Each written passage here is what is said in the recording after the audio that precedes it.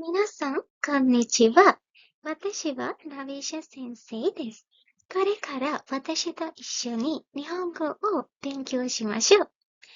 අද මම ඔයාලට අරගෙන ආපු පාඩම තමයි නී සහ තේ නිපාත පද. මේ නිපාත පද දෙක ස්ථානත් එක්ක තමයි අපි භාවිතා කරන්නේ. එතකොට නී සහ තේ නිපාත පද මොන වගේ අවස්ථාවලදීද අපි පාවිච්චි කරන්නේ සහ මේ දෙකේ වෙනස මොකක්ද කියන එක අපි අද ඉගෙන ගමු. බලන්න ඔයාලට උදාහරණයක් දීලා තියෙනවා ගක්කෝනි ඉමස්. ගක්කෝනි ඉමස්. ගක්කෝ කියලා කියන අපි පාසලට.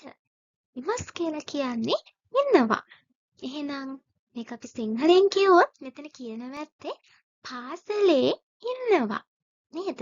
එහෙනම් ඉන්නේ කොහෙද? පාසලේ. එහෙනම් ස්ථානය තමයි ඒක. අපි ස්ථානයට පස්සේ දැම්මා එහෙනම් නී නිපාතය. ගක්කෝනි ඉමස්. ඊළඟ වාක්‍යයට යමු. එතන තියෙනවා tsukio ueni arimasu. tsukuye කියලා කියනවා මේසය. උය කියන්නේ උඩ. එතන කියන්නේ මේසය උඩ අරිමස් නම් තියෙනවා. මේසය උඩ තියෙනවා. එහෙනම් තියෙන්නේ කොහෙද? මේසය උඩ. එහෙනම් ඒක තමයි ස්ථානය. tsukio ueni. ඒ හින්දා අපි ස්ථානයට පස්සේ මේ නිපාතය දානවා. මෙතනදී අපි ඉගෙන ගන්න ඕනේ ඉමස් අරිමස් කියලා වාක්‍ය යෙදෙනවා නම් එහෙම නැත්නම් ඉන්නවා තියෙනවා කියලා යෙදෙනවා නම් ස්ථානයට පස්සේ අපි දාන්නේ නී නිපාතය. ඊළඟ වාක්‍යය බලන්න. එතන කියනවා ගක්කෝදේ බෙන්කියෝ shimasu. ගක්කෝ කියන්නේ පාසල. බෙන්කියෝ shimasu කියලා කියනවා ඉගෙන ගන්නවා. එහෙම නැත්නම් පාඩම් කරනවා. එහෙනම් පාඩම් කරන්නේ කොහෙද? පාසලේ. එහෙනම් අපි පාසලට පස්සේ දානවා තේ නිපාතය. එහෙනම් ගක්කෝදේ බෙන්කියෝ shimasu. මෙතනදී අපි ඉගෙන ගන්නේ දේ නිපාතය.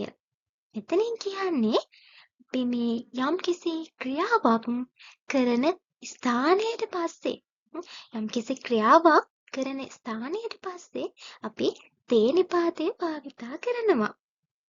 අපි ආයෙත් බලුවත් වාක්‍යයක ඉමස් අරිමස් තියෙනවා නම් එතනදී ස්ථානයට පස්සේ අපි දාන්නේ නී නිපාතය.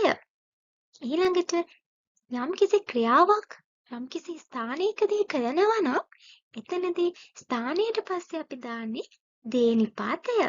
එහෙනම් මෙන්න මේක තමයි නී සහ දේ නිපාතයේ වෙනස.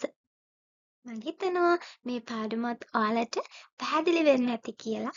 එහෙනම් අපි ආපහු අලුත් පාඩමකින් හම්බ වෙමු. එහෙනම් මිත කොරෙතේ අරිගතෝ.